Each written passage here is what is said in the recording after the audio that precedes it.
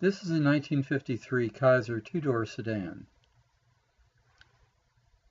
Kaiser essentially made these two-door sedans and four-door sedans, and that was it. No station wagon and no convertible. Although an earlier model had a hatchback type arrangement in the back. This one has been modified. Under the hood, instead of that flathead six-cylinder, it has a 283 Chevy V8 and it has a 350 automatic. Interior looks pretty good, and it looks fairly original.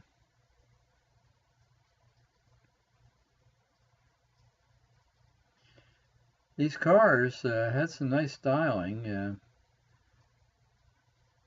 Darren was the stylist and did a good job on these cars.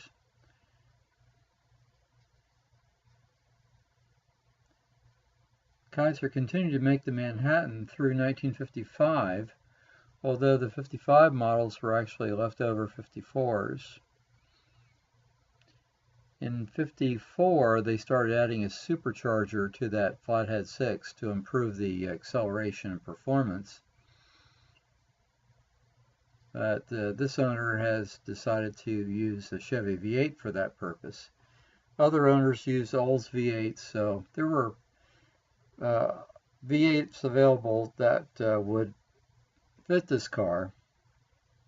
In fact, there was supposedly a deal that was going to happen between Olds and Kaiser where they would supply a rocket V8 for the car, but that fell through.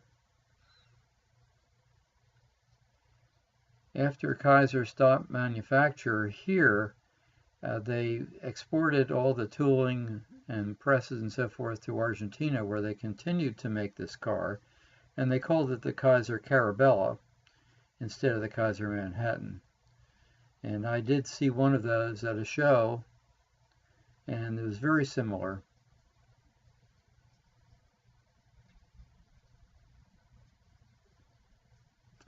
Probably the thing that killed the Kaiser most was a lack of money, and also the lack of a V8 at the time. That was 1955. If you didn't have a V8, you were in tough straits. They also didn't have a wraparound windshield too, which didn't help.